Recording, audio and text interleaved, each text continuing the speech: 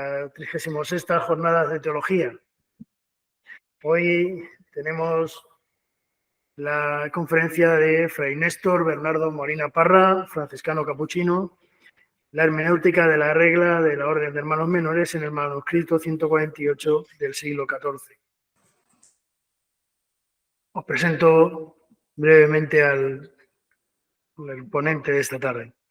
Fray Bernardo Molina es un hermano capuchino perteneciente a la provincia de San Francisco de Asís de Chile. En 2005 se licenció en Teología en la Pontificia Universidad Católica de Chile. Ha prestado diversos servicios en la animación y formación de la Orden de los Capuchinos. Realizó sus estudios de posgrado en la Pontificia Universidad Antonianum de Roma, obteniendo el doctorado en la tesis El Reino de Dios en el pensamiento eclesiológico y escatológico de San Francisco de Asís, según sus estudios y fuentes hagiográficas en los siglos XIII y XIV, bajo la dirección de Leonard Lehmann y el acompañamiento de Fernando Uribe. Publicada su tesis doctoral aquí en el Instituto Teológico de Murcia y en la Escuela Superior de Estudios Franciscanos de Madrid, en la ESEF, pues una colaboración entre los dos centros. En la actualidad está concluyendo un máster en especialización en estudios medievales en la Escuela Superior de Estudios Medievali Francescani en Roma. Es profesor en la Escuela Superior de Estudios Franciscanos de Madrid, del Instituto Franciscano de Espiritualidad de Roma, dentro de la Pontificia Universidad Antonianum, y en la Pontificia Facultad de Teología San Buenaventura Seraficum en Roma de los franciscanos conventuales. Es autor de varios artículos y libros sobre espiritualidad franciscana, traductor de diferentes obras hagiográficas del siglo XIII y forma parte de la comisión de la nueva edición de las fuentes franciscanas en español que poco a poco, según hemos estado hablando antes, va a salir adelante. Y eso siempre para la familia franciscana es un tesoro el poder tenerlas en castellano, en español. Bueno, pues esta conferencia quiere ser precisamente eso, una unión de la familia franciscana, no solamente un profesor del Antonianum, un profesor del Instituto Bíblico, sino un hermano capuchino que como, bueno, pues aquí en Murcia pues hacemos el pregón de Navidad con ellos, con la familia franciscana capuchina, y hoy es una alegría para nosotros tenerlo porque, como he dicho, publicamos su libro, su tesis doctoral, pero no había venido nunca a Murcia, es la primera vez que viene a Murcia. Y ya saben lo que es el calor de las 3 de la tarde en Murcia. Eso siempre...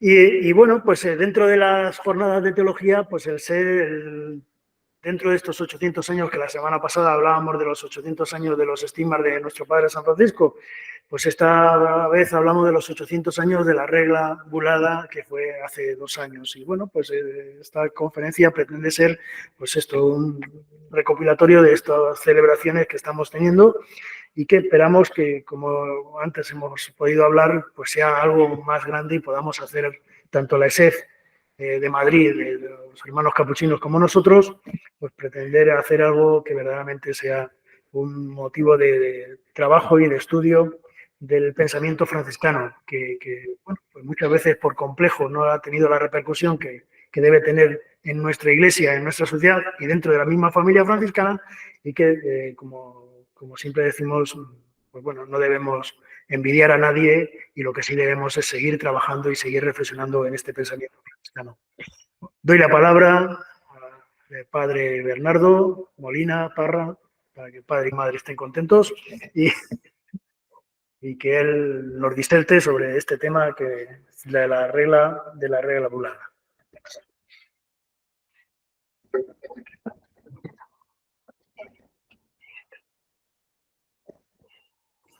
Bien, buenas tardes. Buenas tardes. Gracias por la invitación, gracias por la acogida y de antemano gracias por la paciencia al escuchar esta presentación que he preparado conversando aquí con el hermano sobre algunos elementos de la espiritualidad franciscana que podrían también ser novedosos. ¿Okay? Trataré de compartir simplemente algunos elementos que los podemos ubicar en el primer siglo del franciscanismo, cuando nace ¿verdad?, la experiencia cristiana de Francisco y nace la Orden de los Frailes Menores, pero que pueden ser muy actuales para nosotros, para la comprensión que nosotros hoy día podemos tener de la así llamada espiritualidad franciscana. ¿Okay? Yo les quiero hablar esta tarde de un texto, de un documento, ¿sí?, de un manuscrito, porque este manuscrito creo que presenta diferentes novedades que pueden ser atractivas para nosotros. Pero el título de la charla es La hermenéutica de la regla de la orden de los hermanos menores en el manuscrito 148, que es un manuscrito del siglo XIV, ¿okay? Que ya lo veremos un poquito más adelante. Bien, partimos desde el inicio brevemente, hablando que la regla, en la perspectiva del hermano Francisco de Asís, el fundador, no solo representaba el corazón y el alma de la orden, ¿verdad?, como lo sabemos, sino que también encarnaba la esencia misma del modo de seguir a Jesucristo. Y el modo de seguir a Jesucristo del hermano Francisco es pobre y humilde, ¿no?, caracterizado por lo que nosotros hoy día conocemos como minoridad. Esta codificación carismática es la esencia y la médula de la orden, del carisma, de la espiritualidad, de los frailes menores y de la familia franciscana. Así lo manifestó Francisco en su testamento. Vamos a leer solamente unos versículos. Cuando recomienda en los últimos días de su vida a los frailes esto. Y no digan los hermanos, esta es otra regla, porque esta es una recordación, el testamento, amonestación y exhortación y testamento que yo, hermano Francisco, pequeñuelo, os hago a vosotros, mis hermanos benditos. Por esto, para que guardemos más católicamente, hago a vos, la regla, que hemos prometido al Señor.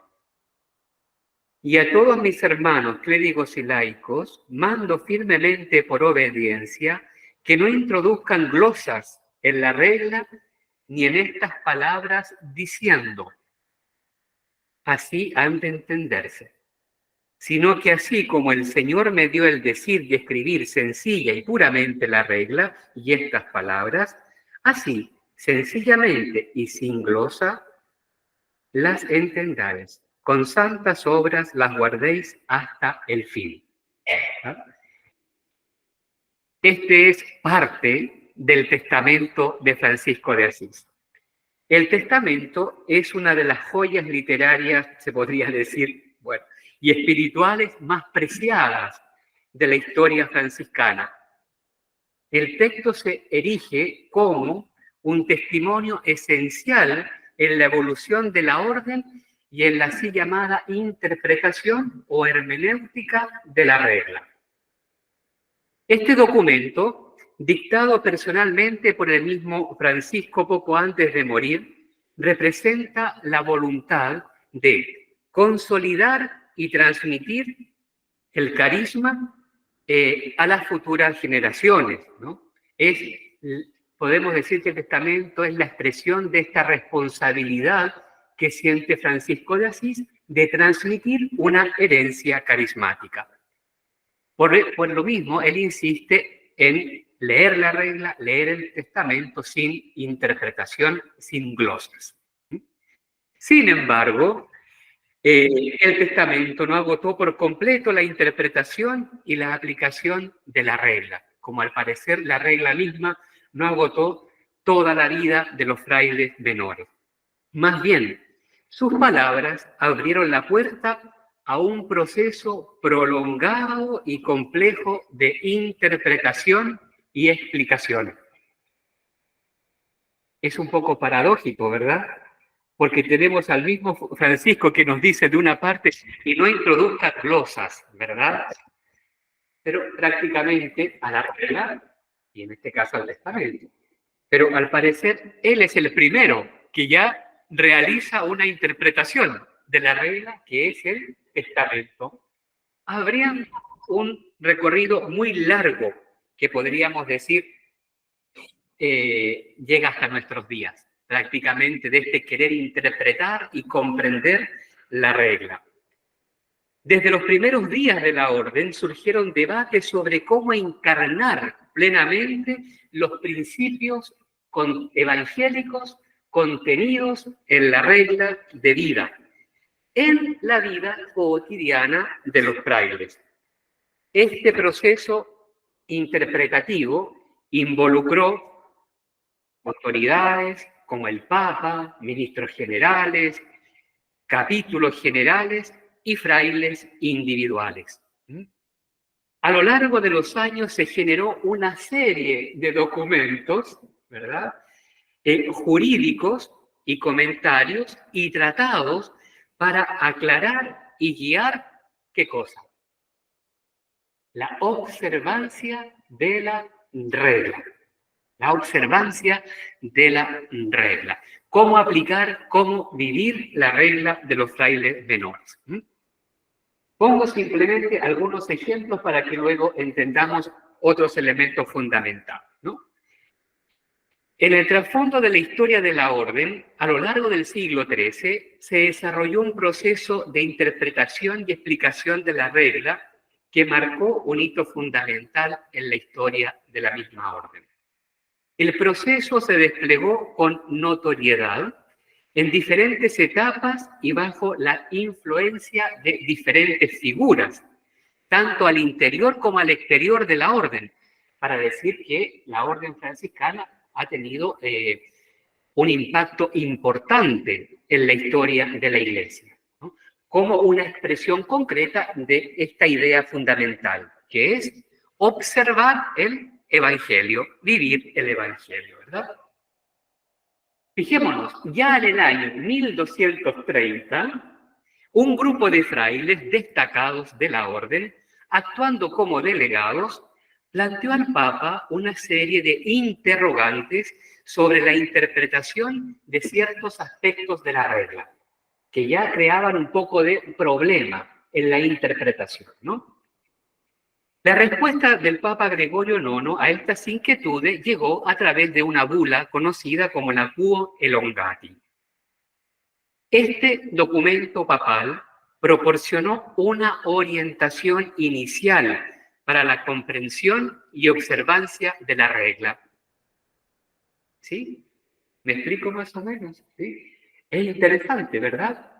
Un grupo de frailes va donde el Papa a pedir explicación sobre algunos elementos de la forma de vida que dice relación directa con ellos, ¿sí?, y con el fundador. ¿Es que se entiende? Bueno, poco más adelante, un momento crucial, sin embargo, se vivió en el capítulo de 1239, cuando se destituyó al ministro general Fray Elías de Cortola y se designó una comisión de frailes encargada de redactar las constituciones, es decir, la aplicación concreta en la vida de los frailes de la regla. Estas constituciones finalmente aprobadas en el capítulo de 1260 se convirtieron en un hito importante en la reinterpretación, especialmente jurídica, legislativa, de la regla, perdón, ¿sí?, de la regla. Ellas, guiadas y promocionadas por Bonaventura, San Bonaventura, presentaron un avance significativo en la evolución de la forma de vida y en la organización de la orden. Tenemos tres elementos importantes entonces. La regla. Primero, el hecho fundamental, la regla de los frailes menores. Francisco, antes de morir, en 1226, deja su testamento espiritual, que en sentido amplio podríamos decir es la primera interpretación de la regla. Tenemos luego la Quo Elongati, un texto de carácter pontificio. Y después tenemos las constituciones prenarbonenses, ¿verdad?, del 1239 y oficialmente del 1260, que son textos legislativos al interior de la orden, ¿sí? Esto ya dice bastante, ¿no? Que aquí hay elementos que necesitan ser comprendidos interpretados en función de la vida de los frailes. Porque no nos olvidemos que la regla de los frailes menores tiene un carácter vitalista o existencialista fundamental. ¿Ok? Bien, pero el proceso no termina aquí. ¿Sí? Veamos. El proceso de interpretación o de hermenéutica, como le hemos puesto a la charla de esta tarde, continuó por múltiples direcciones. Diversos frailes notables, ya al interior de la orden, ofrecieron sus propias interpretaciones, cada uno con un enfoque particular, de acuerdo al mismo tiempo a los ambientes correspondientes donde estaban estos frailes, generalmente ejerciendo una determinada misión al interior de la orden. Entonces, en esta situación, cae en la cuenta que necesitan, por diferentes motivos, diferentes objetivos, interpretar, explicar, aclarar, dicen algunos, la regla. ¿Okay? Les he puesto aquí una pequeña tabla de los elementos, no, de los comentarios que nosotros llamamos hoy día más importantes. ¿Sí? Solamente para que nos hagamos una idea. No vamos a entrar en esto porque esto es solo la introducción. ¿Sí? Vamos a llegar luego, después de todo este preámbulo, a qué quiero decir con todo esto. ¿Ok? Bien. Entre los más destacados de estos comentarios, siempre tratando de aclarar la regla, tenemos el comentario de los 4 maestros. ¿Mm? La declaración de la regla de Hugo de Digne, ¿no? Que pertenece a un ambiente francés. El comentario atribuido a Bonaventura, probablemente realizado en Italia. Y tenemos algunos comentarios interesantes que surgieron en el ambiente anglosajón. Por ejemplo, el comentario de David de Ansburgo, el comentario de Peckham, el comentario de Juan de Gales, y finalmente, a finales de este siglo, el famoso y conocido comentario de Pietro di Giovanni Olivi o Pedro de Juan Olivi. ¿Okay? He puesto la fecha aproximativa, porque en algunos comentarios no es más bien aproximativa, es hipótesis, ¿no? Pero nos hacemos una idea, ¿verdad? Que la regla entre prácticamente el 54 y el 88 tuvo varias interpretaciones, todas muy ricas y muy interesantes, porque cada uno de estos comentarios y tratados aportó una perspectiva nueva a la comprensión de la regla, enriqueciendo el patrimonio espiritual y también jurídico de los frailes menores. Los comentarios sobre la regla se tejen en un diverso abanico de contextos, ¿sí? Protagonizados, como hemos visto, por diferentes autores, comitentes y destinatarios. Es decir, tenemos un público bastante amplio al mismo tiempo. Si bien es cierto que los frailes menores suelen ser los destinatarios principales, no podemos pasar por alto las notables diferencias que surgen al considerar los diversos roles y grupos generacionales de la orden. Presentar y explicar la regla conlleva matices distintos para aquellos, por ejemplo, que ya han profesado los votos perpetuos o para aquellos que están haciendo el camino de formación inicial para la vida de los frailes menores, ¿no?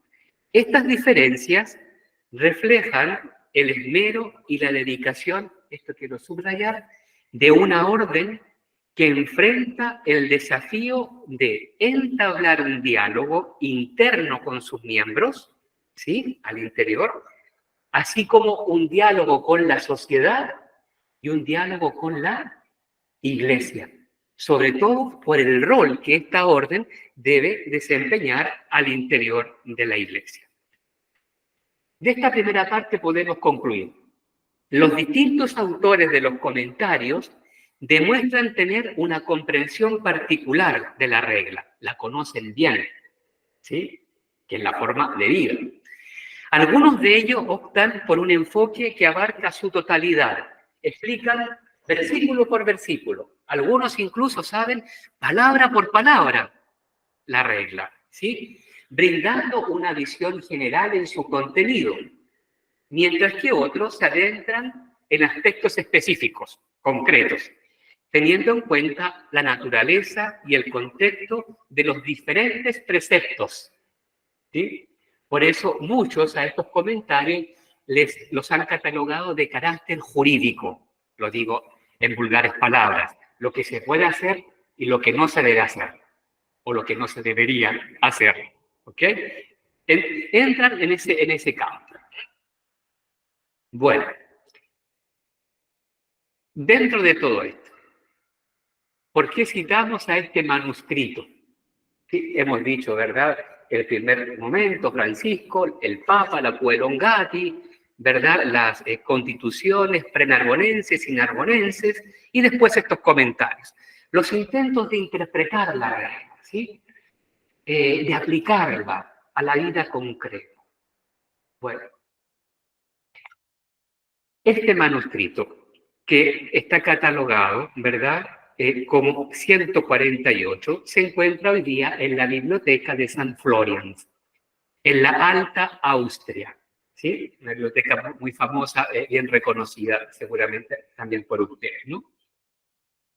Este comentario, curiosamente, es el único comentario que no se puede catalogar de carácter jurídico, ¿sí? Como era habitual en la época, ¿sí? Sino más bien es un tipo de comentario espiritual. Y esto es lo que nos llama la atención a nosotros, ¿no? Interpretar la regla ya no solo de una perspectiva normativa, entre comillas, sino más bien práctica, que es lo que creo que la mayoría de los cristianos queremos hacer con el Evangelio y la mayoría de los franciscanos queremos hacer con la forma de vida, ¿verdad? Con la regla. Y creo que este manuscrito nos ofrece elementos interesantes, pedagógicos, para entrar en esta dinámica. Digo rápidamente algunas informaciones fundamentales, que algunas las voy a leer para no pasarme mucho en el tiempo, ¿sí? Bien, la fecha. El manuscrito fue escrito probablemente entre 1343 y 1348. Estamos dentro del arco todavía del primer siglo del franciscanismo, como dicen algunos autores, ¿no? Por eso es tan precioso para nosotros, ¿no? En la explicación del capítulo 8 de este comentario, ¿no? En el que se presenta el catálogo de los ministros generales, ¿verdad? El último nombre escrito es el de este personaje, Fortanierio Vassalli, ¿sí? Y desde aquí, más o menos, nosotros podemos sacar la fecha de composición de este manuscrito, ¿ok? Porque Gerardo de Odone fue nombrado patriarca de Antioquía en 1342. Inmediatamente lo sustituyó como vicario provincial el padre Vassalli, que fue elegido ministro general el año sucesivo, el 1343. Y terminó su mandato el 1348, ¿sí? Y el manuscrito precisamente llega hasta este último nombre, y desde ahí no aparecen más informaciones sobre los ministros generales sucesivos. Por eso, más o menos, se ubica desde la crítica interna como fecha la composición de este manuscrito entre el 43 y el 48. ¿Ok? Después, si quieren, podemos volver sobre algunas cosas más específicas, pero esto es el elemento fundamental, ¿verdad? Bien, el autor, que no es menos el autor, aquí solamente he puesto algunas informaciones extraídas de la transcripción del prólogo de este manuscrito, que tiene 178 folios, es bastante amplio como texto. En el manuscrito encontramos información que sugiere que el autor era presumiblemente un fraile menor alemán, que lo habían enviado a estudiar a Asís teología en aquel periodo, ¿sí? Lo más probable es que este fraile simpatizaba con el general de la orden, Miguel de Cesena, que sabemos que es una figura bastante importante y bastante controvertida al interior de la orden, ¿verdad? Que también le tocó vivir en un periodo de mucha lucha, no solo al interior de la orden, sino que entre la orden y la iglesia, por el elemento de identidad carismática que estaba concentrado sobre todo en la comprensión y la vivencia de la pobreza. ¿Ok? Bien. El autor, de hecho, relata la huida a Alemania de Miguel de Cesena y de sus seguidores, tanto individual como comunitaria en este caso. Y frente a los pronunciamientos que hizo en ese tiempo el Papa Juan XXII, un personaje también importante en la historia de la orden, el mismo autor llama a estos primeros hermanos los celadores del Evangelio, ¿no? ¿Sí? De hecho lo dice al inicio, ¿no? Dado que muchos de los santos padres, siguiendo el celo de Dios, con un grado de perfección y profundidad sabia, han expuesto la regla, ¿verdad?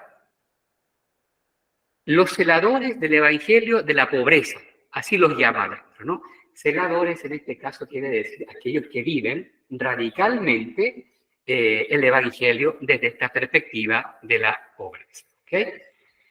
Bien, esta información para nosotros es importante porque quiere decir que este texto surge también en un ambiente determinado, ¿verdad? Este ambiente determinado es aquel grupo que busca en este momento de la historia vivir la regla de los frailes menores. ¿Ok? ¿Me explico? Pero no me expliqué bien. Porque no solo quieren vivir la regla de los frailes menores, celadores, quieren vivir radicalmente la regla de los frailes menores. ¿Sí? Porque la regla de los frailes menores es para vivirla radicalmente. ¿Sí? ¿Me explico? Dentro de todo el elemento histórico que está en el trasfondo de esto, conviene subrayar este elemento. Quiero leer un trozo de la transcripción del prólogo. Yo estoy intentando transcribir este manuscrito, ¿sí? Estos son los folios, ¿verdad? Y en ese intentar es donde salen muchas de estas cosas importantes e interesantes, ¿no? Por eso, Padre Rafael, yo aquí ofrezco una traducción muy doméstica y muy rápida, porque la preparé precisamente para compartirla aquí. Así que es solamente para hacernos una idea, ¿ok?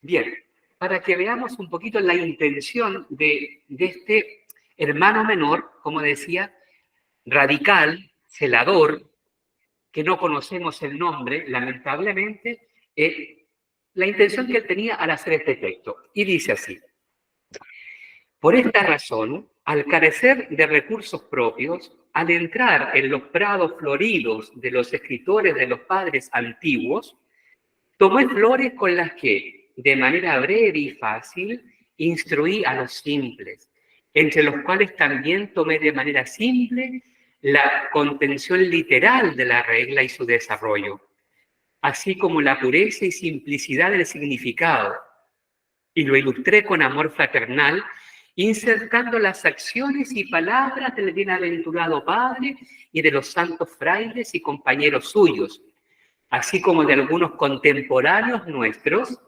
que emulan la regla misma en una vida perfecta hasta el final.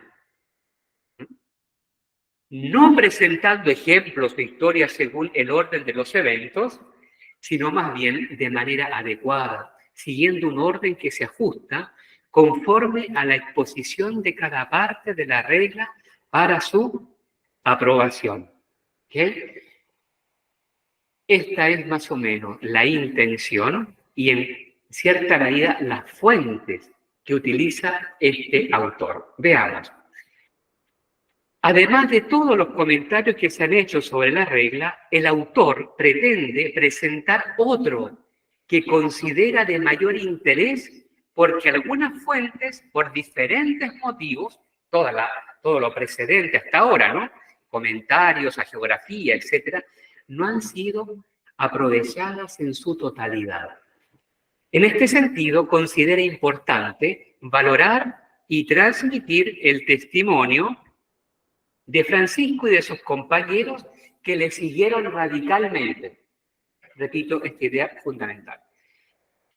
En este sentido, considera importante valorar y transmitir el testimonio de Francisco y de sus compañeros que lo siguieron radicalmente para que no permanezcan en el olvido. Y de hecho, ¿sabes que en este periodo, según Cayetanese, un estudioso, ¿verdad? Fraile menor, ya conocido por todos seguramente, él cuando se acerca a una primera descripción de este manuscrito dice, y curiosamente, este comentario de la regla surge en un periodo importante al interior de la orden, donde emergían muchos textos que se pueden caracterizar bajo el género literario de espejos, specula, ¿no? Que servían precisamente como instrumentos pedagógicos, ¿sí? ¿Qué quiere decir esto? El fraile consultaba estos textos y como en un espejo se veía, ¿no? Para encontrar la verdadera forma, la forma del fraile menor, que a fin de cuentas era la forma vivida por Francisco de Asís, ¿verdad? Entonces estamos precisamente en este ambiente importante, ¿sí? Bueno, voy un poquito más rápido con algunas cosas, ¿no? El comentario, por tanto, forma parte del proyecto de restaurar el ideal carismático de Francisco y de sus primeros compañeros. ¿Mm? Me parece que desde esta perspectiva estamos, ¿verdad?, ante un texto de mucha vitalidad carismática, pero al mismo tiempo que contiene muchos elementos pedagógicos, ¿no?, para realizar un tipo de interpretación o un tipo de hermenéutica. La intención es que los testimonios sirvan para la edificación de todos los lectores. El autor, en efecto, no pretende, dice, crear cosas nuevas. Simplemente yo los he puesto al servicio de todos. Y pueden leer en forma personal esta parte, ¿verdad? Donde dice el autor considerando, no obstante, ahí queda con mayor evidencia subrayada este elemento pedagógico, ¿no?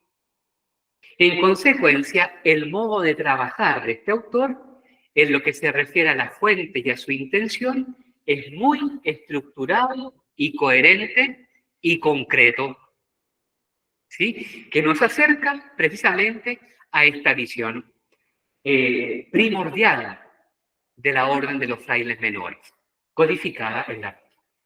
Aquí les dejo un pequeño elenco de las fuentes, por ejemplo, que utiliza, que son muy interesantes, ¿no? Son fuentes que el autor, miren, prácticamente tiene, me parece, como 22 o 23 fuentes, si no me equivoco, no me recuerdo bien, pero recoge un material impresionante. Recoge material de la geografía, recoge material de algunos comentarios que habíamos expuesto antes, de otros muchos documentos que están girando al interior de la orden, siempre evocando esta figura radical en la observancia del Evangelio, ¿verdad? Y curiosamente, los escritos de Francisco. ¿Sí? Todo este material, el autor lo va a trabajar. Todo este material contribuye a lo que el autor ha definido en el prólogo. Quiero comentar los hechos y las acciones del bienaventurado Francisco y de cómo lo siguieron celantemente, radicalmente, sus primeros compañeros, para edificación de los presentes y de los futuros. En los futuros estamos nosotros, ¿no? Este autor no habrá pensado que aquí en España seguramente íbamos a estar una tarde estudiando también su manuscrito, queriendo, ¿verdad?, hacer emerger estos elementos importantes. El modo de trabajar es muy claro. Siempre va a comenzar, él comenta los 12 capítulos de la regla, ¿sí? Y cuando hace el comentario de los 12 capítulos, ¿cómo inicia? Esta es la estructura que tiene. Comienza citando el comentario de la regla de Pedro de Juan Olivi, ¿ok? Extrae una parte y lo presenta. Luego de eso, recurre a todo al otro material que tiene a disposición, especialmente las fuentes hagiográficas. Y de las fuentes hagiográficas, ¿verdad?, sobre todo el espejo de perfección, la compilación de Asís, los hechos del bienaventurado Francisco, algunas florecillas y también algunos dichos de algunos hermanos, por ejemplo, de Fray Egidio. Y el catálogo de los ministros generales y de los santos, donde se cuenta en manera muy breve la vida de un determinado hermano, lo heroico, ¿verdad?, de sus virtudes, en manera muy concentrada. Y finalmente, los escritos de San Francisco. Y aquí me quiero detener un momentito, ¿no? Porque, bueno, a mí personalmente es la parte que más me interesa, ¿no? Fatiga, no es muy fácil, pero es apasionante, interesante entrar cómo este autor rescata un número importante de los escritos de Francisco, ¿sí? Vamos a decir esto entre paréntesis, después podemos volver sobre esto. Los escritos de Francisco en este periodo no gozaban de una divulgación como la que nosotros tenemos hoy día. No era muy conocido, prácticamente era poco conocido, por decirlo de alguna manera, ¿ok? Lo que más se conocía, obviamente, era la regla y el testamento, ¿sí? Porque eran, bueno, la regla de carácter jurídico y el testamento que acompaña la regla, obviamente. Los demás textos no eran del todo divulgados, excepto en diferentes ambientes. Entonces, el autor utiliza los escritos de Francisco para explicar la regla de Francisco. ¿Qué sabiduría esto, no? Ya. Porque, digo yo sabiduría porque es lo que nosotros hoy día humildemente queremos hacer, y esto ya había comenzado mucho antes, ¿no?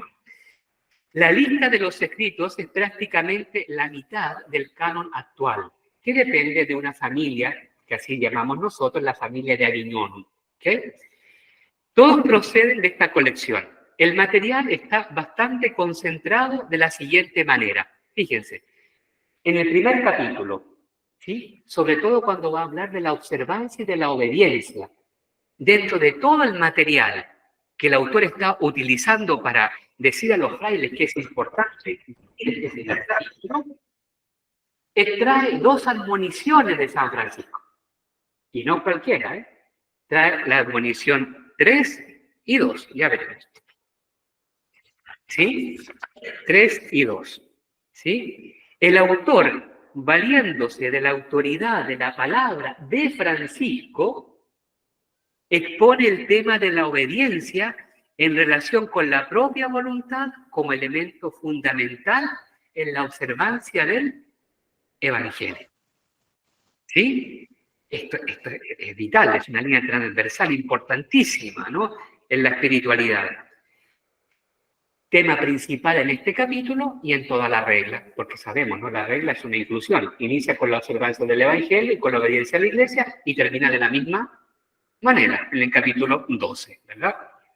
Bueno, en el capítulo 3, si se fijan, ¿verdad?, que habla de la oración, de cómo los frailes deben rezar el oficio, ¿verdad? Los textos concentrados en este capítulo se refieren a la vida de oración. Si se fijan en los escritos, yo he puesto las siglas solamente, ¿sí? A la vida de oración y a la dimensión espiritual, litúrgica y eucarística de los frailes menores. Es posible que debido a la naturaleza de este capítulo, el autor haya decidido explicar y exhortar a los lectores sobre la importancia de la oración y de la liturgia destacando los rasgos principales que se desprenden de los escritos de Francisco. O sea, aquí estamos, el autor está llamando la atención, ¿no?, a sus lectores, a los frailes de esta época y a nosotros hoy. ¿Cuál sería el primer elemento, no? Y claro, para entender a Francisco hay que partir de sus escritos. Y para entender la regla hay que partir entendiendo la regla desde los escritos, con todos los demás estadios de comprensión e interpretación que puede también tener, ¿no? Y aquí sí que tenemos un particular importante, ¿no? Esto es precioso, porque nosotros tenemos, bueno, la regla de los frailes menores, como sabemos, tuvo una génesis, ¿no? Diferentes etapas, estadios de redacción, ¿no?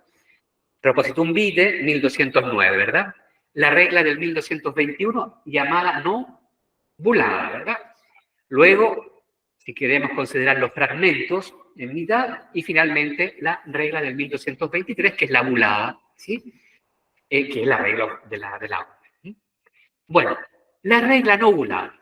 La regla no bulada tiene 24 capítulos, ¿sí? La regla del 1223, que es la bulada, son 12 capítulos y está mucho más concentrada.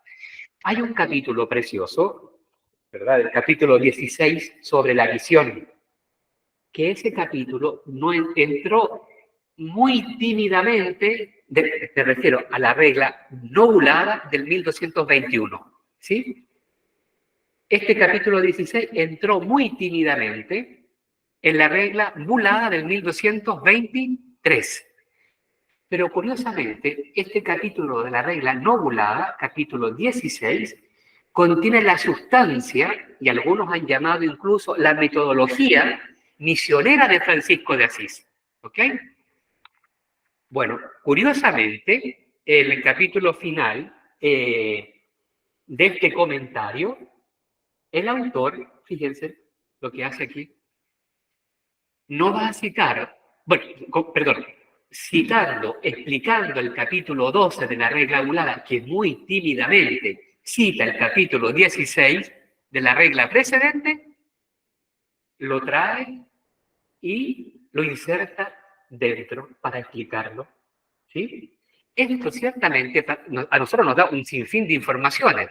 La que yo quiero subrayar en este momento es que ciertamente la regla bulada hoy día es un texto que para nosotros representa de manera evidente la intención de Francisco, ¿no?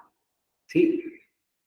¿Sí? Entonces, claro, este autor ya vuelve citando el texto de la regla no bulada como una autoridad en este tiempo que prácticamente no se conocía. Bueno, es importante señalar por esta razón la inclusión por parte del autor de algunos versículos entonces de este capítulo que subraya la visión, elemento característico hasta el día de hoy de la orden de los frailes menores. El comentario, en este sentido, no solo da un papel relevante a la palabra de Francisco, sino más a la intención del fundador, la intención misma de Francisco. Bueno, para concluir, ¿verdad? Estamos entonces ante este comentario, ante una, bueno, era lo mismo que estaba diciendo, ¿verdad? Ante una verdadera recolección, una recolección de material, de contenido, que ayuda a interpretar el ideal carismático primordial de Francisco de Asís. ¿Sí? ¿Cómo lo hace? ¿Cómo trabaja este autor? Bueno, el punto de partida es, ya llevamos 40 minutos, ¿sí? Pues 2 minutos y acabo, ¿sí? ¿Cómo lo hace? El punto de partida es Francisco y al mismo tiempo la tradición concreta de la orden, ¿verdad? El autor, al parecer, no desea comentar la regla solo de un modo estrictamente jurídico. No lo hace de esta perspectiva, sino también a través de la vida concreta de Francisco y de los santos frailes de la orden. Por eso intenta dar vida a cada una de las disposiciones de la regla a través de palabras y acciones de quienes vivieron según ella. Este comentario, más que intenta explicar, es sobre todo intenta darle vida a la regla. ¿Sí? ¿Por qué esto es la regla? La regla es la observancia del Evangelio, ¿verdad? La vida y regla del Evangelio, ¿no? ¿Sí? La vida y regla del Evangelio tienen al mismo tiempo vida. ¿Sí? En el Francisco, en los hermanos y en todos aquellos que la quieren vivir. ¿Sí? En ellos ellos han demostrado con su vida y su observancia que la regla y sus ideales han sido dados a la Iglesia por Dios y que nadie puede cambiarlos. Los escritos entonces son una fuente importante que revela y verifica la voluntad de Francisco. La hermenéutica, entonces, sí, esto me parece claro. Perdón, indudablemente la vida y la espiritualidad propuesta por Francisco de Asís, y concluyo, recogidas en la regla y confirmadas en el testamento, han sido elementos fundamentales en la historia de la orden. Cada uno de estos documentos refleja una comprensión particular de la regla y ofrece interpretaciones específicas. En última instancia, este proceso de adaptación y evolución no fue una negación, ¿verdad?, del carisma de Francisco, sino un esfuerzo constante por preservarlo y aplicarlo en los contextos diversos y mutables. Este diálogo constante entre el carisma original y la necesidad de adaptación es una característica distintiva de la historia de la orden que ha contribuido a su misma vitalidad. Por lo tanto, la novedad del manuscrito 148 es que nos ofrece una hermenéutica experiencial y vital de la regla de los frailes menores. Con esto, a fin de cuentas, lo que el autor quiere decir que cada fraile debería ser una hermenéutica hecha carne de la vida y regla de los frailes menores. Bien. Gracias por la paciencia.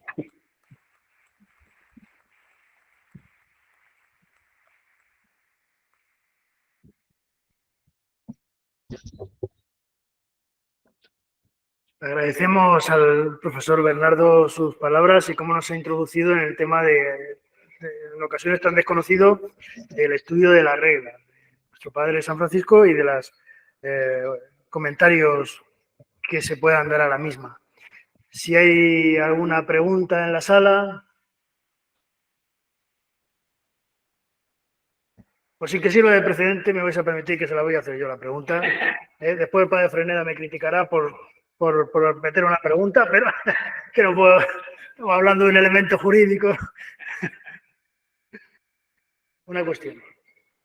Cuando comenta que el testamento es una glosa de la regla, ahí estamos, sigo a Maranesi en esto, quizá es porque la regla bulada no es propiamente una regla de San Francisco. La regla de San Francisco, la regla no bulada, esta es una adaptación que sienta a San Francisco y al cardenal protector para redactar una regla que sea más vital, tal y como señalaba al final de la conferencia, un texto más vital, más práctico y más útil para los hermanos que puedan llevarlo a cabo. Y después, brevemente también, la cuestión de la espiritualidad. Los textos de los espirituales, sobre todo Pedro Juan Olivi, y no olvidemos a la Casa Ubertino da Casale, hay una cuestión que para mí no son textos espirituales, sino eminentemente jurídicos, porque no hablan de la oración, sino cómo deben orar. Si hablamos de cómo deben, es un elemento jurídico, no es un elemento espiritual. Quizá es una forma de leer este manuscrito distinta, pero no solamente de un elemento espiritual, pero sobre todo que no desentona ese elemento jurídico que al final tienen, porque el espejo, que es, como bien has señalado, te miras para reflejarte la figura de San Francisco que tú debes, y ya volvemos a hablar del debe, y su elemento jurídico. Sí. de formación profesional, señor maestro. Sí. Sí. Bueno, esta primera pregunta es una pregunta compleja. Vamos a ver, compleja e inteligente también. Solo que aquí hay elementos que considerar, ¿no? Hasta el año pasado que tuvimos tantos estudios sobre la regla, ¿verdad? Todo el año a propósito del octavo centenario, han salido muchos elementos importantes. Que hoy día se prefiere hablar. Te lo digo, la respuesta, digamos, es que la mayoría de los autores convergen en esto. Que decir que la regla de los frailes menores, de la orden de los frailes menores, ha tenido una génesis, ¿sí? Diferentes estadios, ¿sí? Y que para comprender la regla hay que comprender la génesis, obviamente, no se puede comprender en manera aislada el documento, ¿sí? Pero que el último estadio, ¿verdad? Que sería que recibe la bula, ¿no? La regla bulada, de hecho, es la regla de la orden y es la regla que Francisco de Asís también aprueba y acepta, ¿sí? Entonces, hoy día creo que en cierta medida, salvaguardando obviamente las perspectivas, el elemento de decir que la regla del 1223 no es la regla de Francisco, que el Francisco Verde auténtico, genuino, está en la regla del 1221, ahí habría que mirar con atención algunos pasos, ¿no? Porque no se puede absolutizar este elemento. Es verdad que la regla no ovulada emerge un Francisco mucho más fresco, mucho más ideal también, ¿no? Pero el paso que se hace es también considerable, ¿no? Es considerable en el elemento que la mayoría, no digo todos, la mayoría de los elementos carismáticos fundamentales pasan de la regla no bulada a la regla bulada. Es interesantísimo, por ejemplo, nosotros hoy día, a propósito que estamos hablando de lo jurídico, ¿verdad? La regla bulada se puede identificar, por ejemplo, seis núcleos temáticos de carácter exhortativo, ¿no? Exhortativo, directamente exhortativo. Donde, por ejemplo, allí la voz de Francisco emerge de una manera clara y decidida para decir, esto es lo que tenemos que hacer.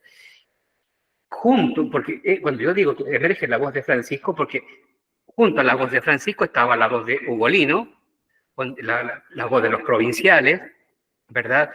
La voz de alguno que seguramente se entendía bien, incluso de la redacción del texto, etcétera, ¿no? Sin embargo, Francisco logra en este caso mantener una línea o líneas transversales de ideal carismático. O después las formas personales, por ejemplo, cuando habla del yo, amonecto y exhorto y aconsejo, ¿no? Que ya sabes que no son formas muy adecuadas de insertar en un texto jurídico, pero todos estos elementos y otros más, ¿verdad? Incluso la citación bíblica, todo aquello, ¿verdad? Incluso el mismo carácter como género literario, creo que pueden contribuir a mirar las reglas desde esta perspectiva. Allí está Francisco, ¿no? Sí, pero digamos que como hermenéutica, ciertamente, y en esto converge incluso Maranesia, ¿sí? Últimamente, que como hermenéutica no podemos aislar, ¿no? Para interpretar necesitamos de la Génesis y al mismo tiempo del Testamento. Esto no sé si ha respondido más o menos a... Y lo segundo, si me recuerdo bien, el elemento jurídico y espiritual, ¿verdad? Es decir, ya. Yo quizás me expresé mal diciendo que, a ver, no son, los comentarios son de carácter normativo porque son casi exclusivamente normativos, ¿ok? ¿Sí? Excepto alguno, por ejemplo, Juan de Gales, Pecan, son tratados exquisitos estos, que aparte, esto se me olvidó decir, hacen una síntesis de los elementos escolásticos, autores de la escolástica, la patrística, la tradición teológica del alto y bajo medioevo, la concentran ahí. Claro, tú dices, todos estos autores para explicar a Francisco, dices, ¿no? Pero bueno, están concentrados, están convocados ahí, ¿no? Bueno, se mezclan los elementos, ¿no? El punto es que este manuscrito surge como un elemento fundamental de carácter sobre todo espiritual, que lo espiritual obviamente abraza lo jurídico, lo normativo. No, yo no quiero aquí crear como dicotomías en esto, ¿no? Porque la intención y la praxis, ¿verdad? Y el límite y la regla van siempre juntos. Pero lo que parece importante es que este autor se concentra más en el elemento vivencial, ¿no? Más que en el precepto. Quizás ahí está un poquito la diferencia, ¿no? Pero, en cambio, los otros todos, bueno, las constituciones ya saben, son de carácter ciertamente jurídico. Los comentarios, también en el sentido que algunos van a querer explicar a los frailes muchas situaciones. O sea, vamos, los frailes se encuentran por ahí por el mundo, si deben o no deben tocar dinero, cómo lo deben hacer, o si está el amigo que toca el dinero y que compra la cosa, y bueno, ¿y cómo lo tienen que hacer? Tienen que delimitar un sinfín de elementos al interior de la orden. Y luego también, por ejemplo, hay algunos comentarios, el mismo Peckham, que es un comentario apologético, que tiene que ir, está defendiendo la orden de los ataques externos, ¿no? Que estos ataques externos provienen del estudio de París, ¿verdad? De gente de peso también, que estamos en todo ese trasfondo, ¿no? Entonces, depende también un poquito los contextos, ¿no? Pero ciertamente algunos autores acentúan un elemento, quizás se oscurece más otro, pero no diría que hay contraste. Y en este mismo, lo que sí, que este autor de este manuscrito se concentra sí, casi exclusivamente en cómo vivir desde esta perspectiva más bien espiritual, ¿no? Espiritual, bueno, de lo que se entiende incluso en la regla, vida en el espíritu y todos estos elementos carismáticos. Sí. Muy bien, pues agradezco la aclaración y antes de marchar, junto con agradeceros a todos vuestra presencia aquí esta tarde, pues también saludar a todos aquellos que están conectados por vía de internet, vía streaming, de un modo especial a las comunidades de clarisas y comunidades franciscanas seglares de fuera de Murcia, que del sur de España, de Castilla y del sur de Chile. Sí, así que también las saludamos y os saludamos y les agradecemos que estén ahí también siguiendo esta conferencia y estas conferencias que, bueno, franciscanamente pues enriquecen la jornada de teología y, bueno, y le agradecemos de nuevo al Padre Bernardo su presencia entre nosotros, el profesor, y que nos haya enriquecido con estos temas. Ya no tendremos clase el martes que viene, San José, muchas felicidades a las Pepitas y Josés que haya por aquí. Y María José, y a todos, pues que tengáis una feliz Semana Santa y nos vemos. Y a vuelta, cuando ya hayamos enterrado a la sardina, como Dios manda, nos volveremos a ver aquí. Muchas gracias.